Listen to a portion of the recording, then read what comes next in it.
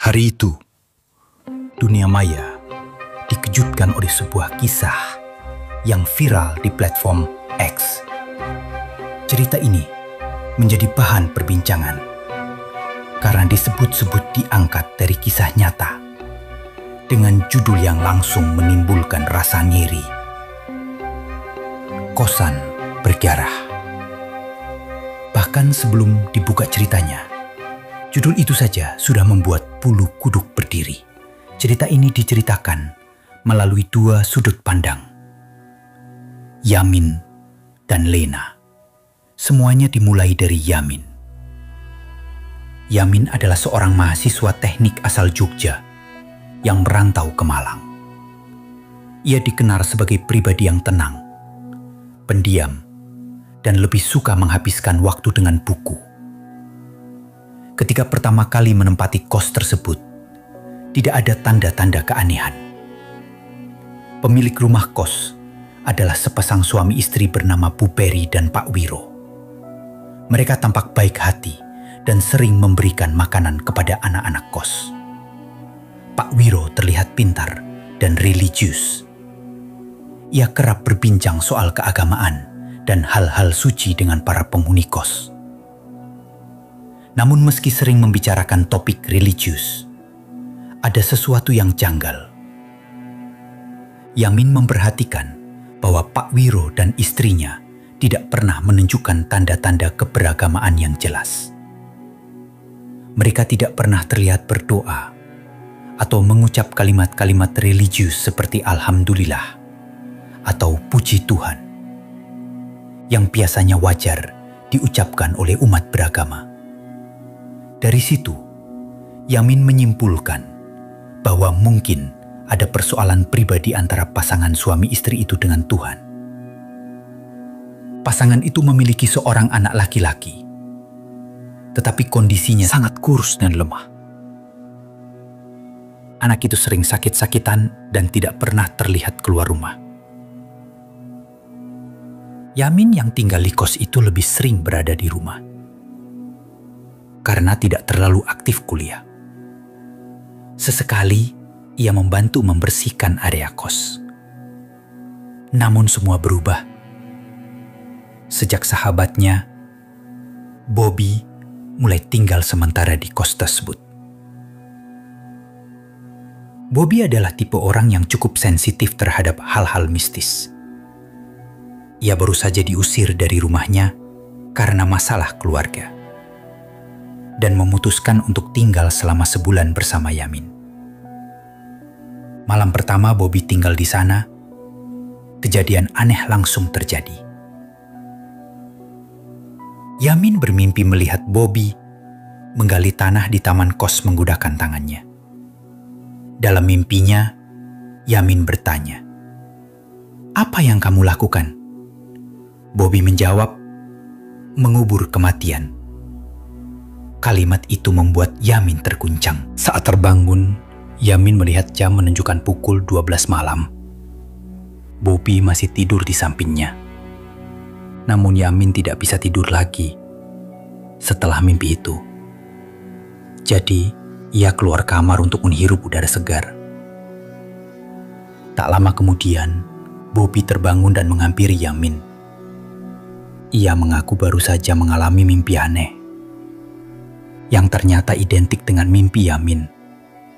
Bahkan, versi Bobby lebih menyeramkan.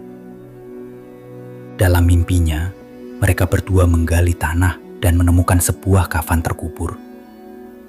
Ketika kafan itu dibuka, wajah jenazah yang terbungkus kain putih itu ternyata wajah Bobby sendiri. Ia ketakutan luar biasa. Mereka berdua saling pandang dalam kebingungan dan rasa ngeri. Bagaimana bisa dua orang mengalami mimpi yang sama persis? Sejak malam itu, kondisi Bobby menurun drastis. Ia mulai mengalami sakit-sakitan. Dari sakit gigi, sakit perut, hingga berbagai keluhan lain yang datang silih berganti. Energi di dalam rumah kos itu terasa tidak cocok dengannya. seolah ada sesuatu yang menolak kehadirannya. Tak hanya Bobby, para penghuni kos lainnya juga mulai mengalami keanehan. Satu persatu mereka mengeluh, mendengar suara langkah kaki yang berderap di lorong rumah setiap malam. Namun saat diperiksa, lorong itu kosong. Tak ada siapa-siapa di sana. Dari situlah semua kisah horor ini bermula. Seperti namanya, kosan itu tampak selalu memiliki penghuni. Entah dari dunia yang terlihat atau tidak. Dan seiring waktu, datanglah seorang penghuni baru yang menjadi tokoh penting dalam cerita ini. Namanya si Lena. Si Lena atau Lena baru saja lulus dari SMA dan masuk sebagai mahasiswi jurusan psikologi. Sebenarnya, Lena adalah tipe gadis yang penakut. Wajar, karena ia adalah anak bungsu.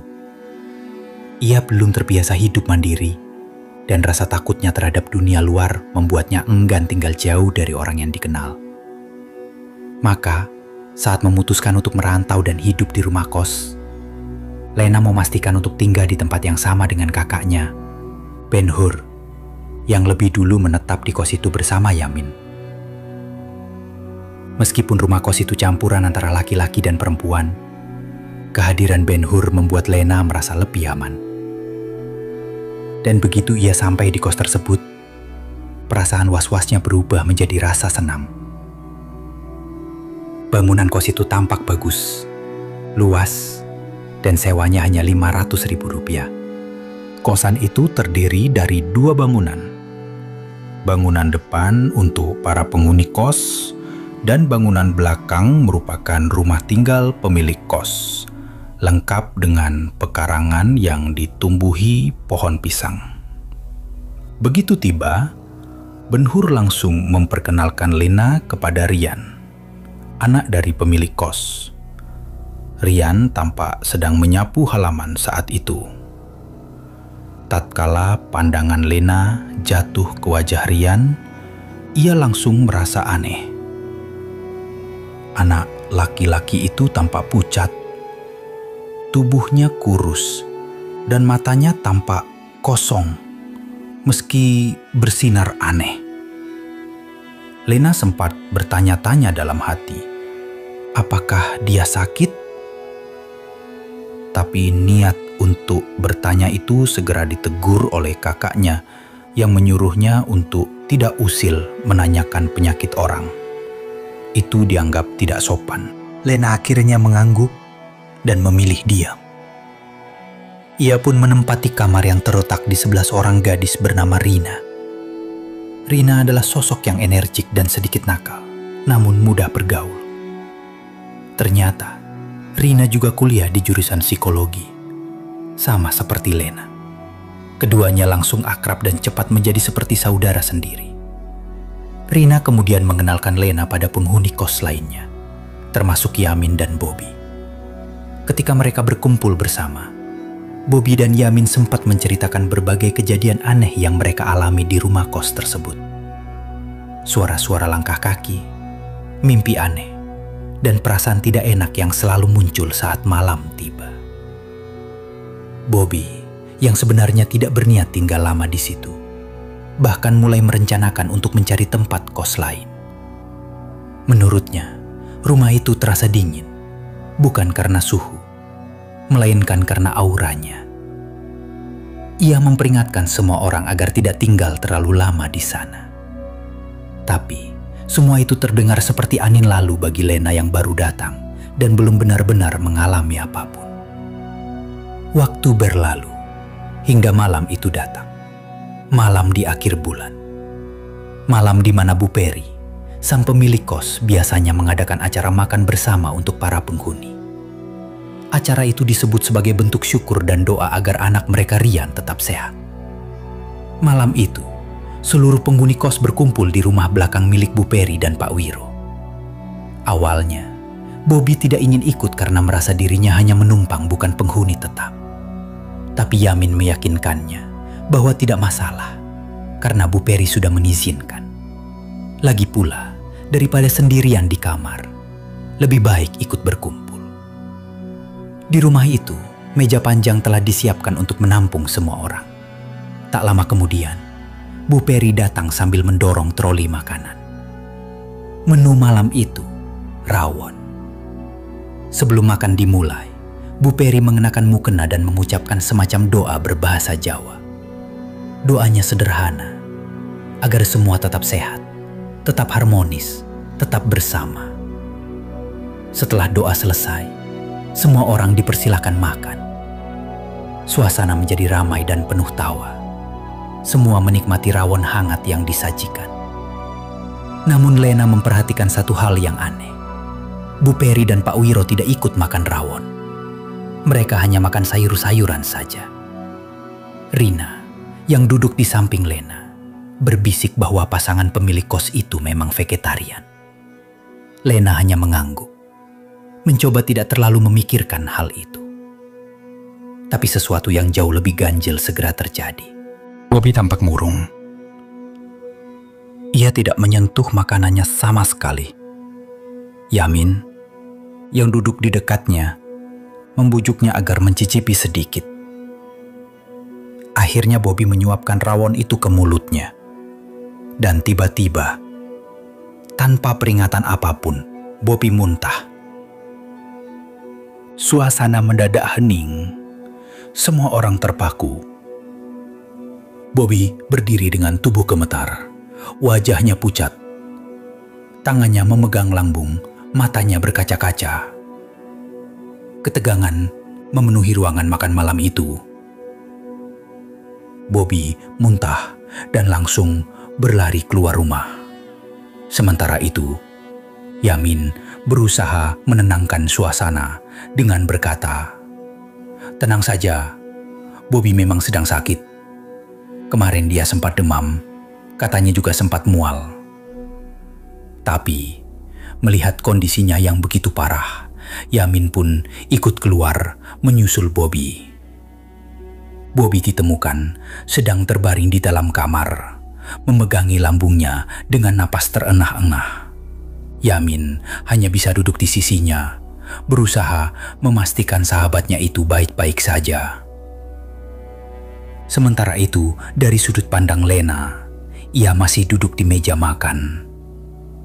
Setelah acara selesai, para penghuni kos mulai kembali ke kamar masing-masing. Kecuali Lena dan Rina. Rina sempat berniat membantu Bu Astri, istri pemilik kos, untuk membersihkan piring-piring kotor. Namun Bu Astri menolaknya. "Sudah, gak usah repot. Nanti juga diberesin." Rina dan Lena akhirnya berpamitan. Namun saat berjalan keluar, Lena menyadari bahwa ponselnya tertinggal. Ia buru-buru kembali ke ruang makan. Dari sana ada jendela yang menghadap ke kebun pisang di belakang. Dan di tengah kebun itu berdiri sebuah gudang tua. Letaknya berada di area belakang milik pribadi keluarga pemilik kos. Sehingga tidak ada satupun penghuni kos yang pernah berani masuk ke sana. Tanpa sengaja, Lena melihat sesuatu. Ia menyaksikan Bu Astri sedang mendorong troli makanan penuh dengan piring bekas dan alat makan. Ia melangkah ke arah gudang. Gudang itu awalnya tergembok. Namun Bu Astri membuka gembok tersebut dan masuk ke dalam dengan troli penuh sisa makanan. Pemandangan itu langsung membuat Lena curiga. Setelah kembali ke kamarnya, Lena pun bercerita pada Ben-Hur kakaknya. Namun Ben-Hur menanggapi dengan kesal. Ia berkata, "Lena, jangan ikut-ikutan menyebar cerita aneh. Aku sudah tinggal di sini hampir 6 tahun. Gak pernah ada apa-apa. Baru setelah Bobby temannya Yamin datang, mulai muncul cerita horor ini." Ben-Hur merasa rumor-rumor itu hanya akan merusak reputasi kos. Terutama karena mereka benar-benar sedang butuh uang untuk pengobatan Rian, anak pemilik kos. Sikap Ben-Hur terasa seperti mencoba melindungi keluarga pemilik kos dan anak mereka. Sementara itu, Yamin masih di kamar bersama Bobby yang berkeringat dingin. Bobby mulai bergumam tak karuan. "Jangan keluar, mereka sedang mencari kita. Hati-hati, jangan biarkan mereka menemukanmu. Tolong, tolong." Yamin panik. Ia menepuk-nepuk sahabatnya, namun Bobby terus menggigil dan mengulang kata-kata itu. Yamin pun bergegas keluar ruangan, menuju dapur untuk mengambil baskom dan munisi air panas agar bisa mengompres tubuh Bobby. Tapi saat tiba di dapur, ia mendapati tidak ada air panas. Ia harus merebusnya terlebih dahulu. Saat berpikir untuk meminjam air panas dari dapur Bu Peri, Yamin pun menyusuri pekarangan belakang, melewati kebun pisang, menuju dapur milik keluarga pemilik kos. Di sana, ia melihat sesuatu yang membuat tubuhnya merinding. Ia mendengar suara orang sedang memasak, suara memotong-motong bahan. Tapi ketika ia mengintip dari balik jendela, ia melihat Bu Peri sedang memotong tikus. Ya, seekor tikus besar diletakkan di atas talenan dan dikuliti perlahan. Yamin langsung mundur perlahan, tak berani bertanya, tak berani berteriak. Ia kembali ke kamar dengan perasaan kacau. Saat itu, Lena yang baru saja beres-beres kamar Ben-Hur melihat Yamin berlari membawa baskom. Ia bertanya, "Ada apa, Kak?" Yamin menjawab singkat, "Bobby, dia demam." Lena pun ikut membantu merebus air hangat. Yamin menyalakan kipas dan mencoba menenangkan Bobby yang terus menggumam dalam tidurnya. "Jangan keluar, jangan keluar. Mereka mencari kita. Banyak hantu tergantung di kebun pisang." Tak lama kemudian, Lena datang dengan air hangat, lalu mengompres Bobby dengan kain basah. Setelah itu tubuh Bobby mulai tenang dan akhirnya ia tertidur. Lena pun kembali ke kamarnya. Yamin yang kini mulai lelah akhirnya bisa ikut tidur. Namun malam belum benar-benar berakhir. Tengah malam, Bobby tiba-tiba terbangun. Ia mengambil pakaiannya dan memasukkannya ke dalam tas. Dengan suara lirih tapi pasti, ia berkata kepada Yamin bahwa ia ingin pergi dari rumah kos malam itu juga. Yamin yang masih mengantuk sempat menahan. "Loh, kamu mau kemana? Ini sudah tengah malam." Namun, Bobby tidak menggubris. Ia benar-benar berniat pergi. Dan ia pun pergi malam itu juga. Yamin tidak tahu kemana perginya Bobby. Ia mengira sahabatnya itu mungkin pergi ke rumah temannya yang lain. Maka ia kembali tidur. Tapi tidak lama setelah itu, lampu kamar mati. Dan terdengar suara pintu yang terbuka perlahan. Yamin terbangun. Ia mengira itu adalah orang lain yang bangun untuk memeriksa listrik. Ia bangkit perlahan dan mencoba melihat keluar kamar. Malam itu, suara teriakan Bu Astri terdengar nyaring dari dalam rumahnya. Panik langsung merambat cepat di antara para penghuni kos. Yamin, Lena, dan beberapa lainnya segera berlari ke arah rumah pemilik kos. Lampu yang semula padam kini kembali menyala. Di sana, mereka melihat Rian, anak sematawayang pemilik kos, tergeletak di lantai. Tubuhnya kejang-kejang, mulutnya berbusa, kulit wajahnya memucat seolah keracunan sesuatu yang tak kasat mata. Pak Wiro segera berdiri dan menghadang siapapun yang mendekat. Dengan nada tegas namun gemetar, ia berkata, "Kembali ke kamar masing-masing. Anak saya akan saya urus sendiri." Tak ada yang berani membantah. Ketegangan, rasa takut, dan bisik-bisik mulai menyelimuti rumah kos itu. Semua kembali ke kamar, menyimpan pertanyaan-pertanyaan yang belum berani diucap. Keesokan paginya, saat Lena membuka mata, tubuhnya terasa lemas. Lambungnya perih, dingin menyelusup sampai ke tulang, dan kepalanya berat. Ia hampir tak mampu berdiri. Ternyata bukan hanya dia. Rina, teman sekamarnya, juga mengalami hal yang sama. Demam, lemah, dan wajah yang sama-sama pucat pasi. Awalnya, mereka pikir hanya sakit biasa.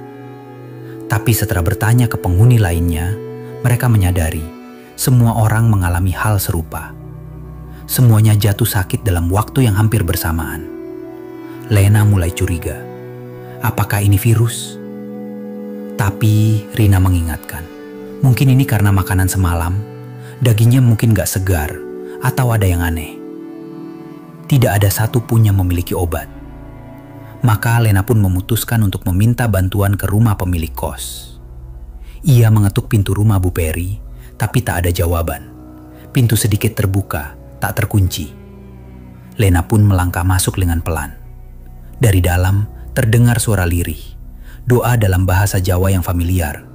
Doa yang sama yang kemarin dibacakan sebelum makan malam. Semoga sehat, harmonis, lengkap, tansah ayem. Begitu bunyinya. Lena mengintip. Di dalam, ia melihat Bu Astri tengah berdoa dengan mengenakan mukena sementara Rian terbaring di ranjang. Tubuhnya tampak tidak wajar. Kulitnya berwarna abu-abu kehitaman seperti bercampur sesuatu yang tak lazim. Tiba-tiba, Pak Giro muncul dari balik pintu dan langsung menyadari Lena sedang mengintip. "Ada apa, Lena?" tanyanya dengan mata tajam. Lena gugup. "Saya cuma mau minta paracetamol, Pak. Teman-teman pada sakit juga." Pak Wiro diam sejenak, lalu mengambilkan obat dan menyerahkannya. "Lain kali jangan masuk sembarangan," ucapnya dingin. Setelah kembali ke kamar, Lena membagikan obat kepada teman-temannya. Tapi kondisi mereka tidak juga membaik. Tubuh-tubuh lemah itu tetap tak punya tenaga. Bahkan untuk berdiri pun sulit. Maka malam itu, Lena membeli bubul untuk makanan ringan. Saat ia berjalan pulang melewati gang desa, ia melihat 2 ekor kucing sedang bertengkar. Kucing liar yang biasa berkeliaran di sekitar kos. Mereka mendesis dan bertarung hebat, lalu berlari ke arah kebun pisang di belakang rumah pemilik kos. Lena yang khawatir kucing-kucing itu saling melukai, mengikuti mereka. Namun saat ia sampai di ujung kebun, matanya menangkap sesuatu yang membuat seluruh tubuhnya beku. Sebuah sosok tergantung di antara batang pisang. Pocong. Terikat kain kafan, menggantung tanpa suara, menatap lurus ke arah Lena. Ia menjerit. Jeritan Lena menggema di malam yang gelap. Para penghuni kos langsung keluar dan mendekatinya. Lena terjatuh di tanah. Tubuhnya terlalu lemah untuk berdiri. Wajahnya pucat. Matanya masih menatap kosong ke arah pohon pisang. Lena dibopong ke kamar. Sejak saat itu, ketakutan mulai menjangkiti semua penghuni. Beberapa dari mereka memutuskan untuk pergi. Terlalu banyak hal ganjil yang tak bisa dijelaskan dengan logika. Rina pun akhirnya mengalami kejadian sendiri. Saat ia ke kamar mandi, ia melihat bentuk seperti rembesan di dinding. Namun bentuknya menyerupai tubuh manusia. Seperti hantu yang menempel di permukaan tembok. Esok harinya, ia langsung bercerita kepada Lena. Keduanya sepakat, ini sudah di luar batas kewajaran. Mereka mulai membagikan cerita itu ke penghuni lainnya. Yamin, yang mendengar semua itu, teringat pada apa yang pernah dikatakan Bobby. Dan kini semuanya terasa semakin nyata. Masalahnya, Bobby telah menghilang. Tak bisa dihubungi. Tak tahu kemana perginya sejak malam ia pergi dari kos. Ben-Hur tetap bersikeras bahwa semua itu hanya omong kosong. Namun bahkan ia perlahan-lahan mulai goyah. Ada sesuatu di rumah itu. Sesuatu yang tak bisa dijelaskan. Hari berganti. Waktu terus berjalan menuju akhir bulan. Seperti biasa, mereka diundang ke rumah pemilik kos untuk acara makan malam. Semua berusaha bersikap normal, meski dalam hati mereka menyimpan ketakutan. Namun malam itu, Bu Peri tampak berbeda. Wajahnya sayu, tubuhnya lemah, seperti seseorang yang sedang memikul beban berat. Dengan suara yang nyaris patah, ia berkata, "Kalian, tolong bantu saya." Asrama itu, katanya, masih bisa menampung 10 orang lagi. Pernyataan itu sempat membuat semua orang bingung. Mungkin, pikir mereka, Bu Dwi sudah membayar lebih untuk biaya kedokteran. Itulah sebabnya setelah makan malam, para penghuni kembali ke kamar masing-masing. Namun, seperti malam sebelumnya, Rina dan Lena kembali menawarkan diri untuk mencuci piring. Tapi Bu Anian menolak tawaran mereka. "Tidak usah," katanya tegas. "Kembali saja ke kamar kalian." Namun Lena sama Rani sepertinya sulit dipaksa. Ia tetap meminta maaf, membuat Bu Anian terlihat lemah. Atau justru menahan amarah. Saat Bu Anian berkata tidak, ia benar-benar tidak ingin dibantah. Ia langsung pergi, meninggalkan kesan aneh. Ada yang mencurigakan dengan sikap Bu Peri malam itu. Amarahnya tampak seperti menyembunyikan sesuatu. Alih-alih kembali ke kamar, Lena dan Rina berdiri diam di koridor. Mereka mengintip. Mereka benar-benar penasaran. Mereka melihat Bunda Anci mendorong troli berisi makanan bekas masuk ke gudang. Setelah itu, ia keluar, menutup pintu gudang, dan menguncinya kembali. Aneh, piring-piring dan peralatan makan itu kenapa dimasukkan ke gudang? Namun karena pintu gudang terkunci, mereka tidak bisa masuk, tidak bisa melihat apa yang ada di dalam. Akhirnya, mereka kembali ke kamar masing-masing. Tapi Lena tak bisa berhenti berpikir. Ia duduk termenung di kamarnya sendiri. Ada apa di gudang itu? Pikirnya. Beberapa saat kemudian, Rina tiba-tiba mengetuk pintu. Lena membukanya dan mendapati Rina dalam keadaan ketakutan. Wajahnya pucat.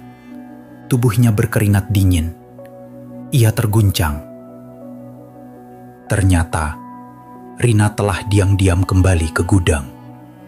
Ia ingin tahu apa yang sebenarnya disembunyikan di balik pintu itu. Melalui celah kayu lapuk di dinding gudang, ia mengintip. Apa yang dilihatnya membuat darahnya membeku. Di dalam sana, ada sosok tinggi, besar, sebuah hantu. Hantu itu sedang menjilat piring. Piring yang sebelumnya telah dimasukkan Bunda. Rina tak bisa menahan ketakutannya. Ia lari kembali ke kamar, mencoba memberitahu Lena. Lena pun ikut terguncang, tapi mencoba menenangkan Rina. Namun perasaan takut itu tak kunjung pergi. Malam itu, mereka tidak tidur nyenyak. Dan Lena berjanji, besok pagi mereka akan laporkan semuanya ke anak-anak asrama lainnya. Namun pagi harinya, saat Lena hendak pergi ke kampus, ia menanti Rina yang belum juga keluar dari kamarnya. Ia mengetuk pintu berkali-kali, tapi tak ada jawaban. Perasaan tidak enak mulai merayapi dirinya. Ia meminta tolong kepada salah satu anak laki-laki untuk mendobrak pintu. Begitu pintu terbuka, mereka menemukan Rina sudah terbaring di lantai. Wajahnya membiru, mulutnya terbuka lebar. Rina telah mati. Setelah kejadian itu, Satu persatu penghuni mulai meninggalkan asrama. Ketakutan menguasai tempat itu. Asrama yang biasanya penuh tiap tahun, kini mulai kosong. Padahal, siapa yang tak tergiur dengan tempat seharga Rp500.000, lengkap dengan segala fasilitas. Namun kesunyian mulai meresap ke dinding-dinding bangunan tua itu. Bahkan Bu Bunda pun terlihat berubah. Biasanya ia ramah, menyapu halaman depan sambil bersenandung. Tapi belakangan ini, ia tampak kasar dan murung, menyapu tanpa suara seperti menahan kemarahan dalam diam. Yamin dan Lena mulai merasa tak nyaman. Lena sebenarnya ingin pindah, tapi mereka semua terjebak oleh biaya. Tidak ada asrama lain yang semurah itu. Bahkan landlady sempat memberi potongan biaya tambahan menjadi hanya Rp500.000 saja. Ibu Peri bahkan mengirim pesan pribadi kepada para orang tua, termasuk orang tua Lena dan Ben-Hur, menyampaikan bahwa mereka butuh uang untuk pengobatan Ria. Pesan itu membuat para orang tua luluh, merasa kasihan. Mereka tahu bagaimana perjuangan mencari uang untuk anak-anak mereka. Maka, orang tua Lena dan Ben-Hur pun tak mengizinkan mereka pindah. "Kalian tetap di sana," kata mereka. "Kasihan ibu, dia butuh uang untuk anaknya." Sementara itu, Bapak Uliso, sang pemilik rumah, mulai terlihat lebih kurus. Wajahnya semakin mirip Rian, anak yang katanya sedang sakit. Kenapa Leledi ini malah terlihat makin kosong, bosan, atau mungkin stres? Hingga suatu hari, Leledi dijemput oleh sebuah mobil. Sejak saat itu, ia tidak pernah terlihat lagi. Tak lama kemudian, para penghuni mendapat kabar landlady telah meninggal. Keadaan menjadi semakin buruk. Tak tahan lagi, Yamin, Lena, dan Ben-Hur memutuskan untuk pergi. Mereka merasa tak bisa tinggal di sana lebih lama. Tempat itu sudah terlalu gelap. Namun saat mereka hampir pergi, tiba-tiba seseorang mencegat mereka.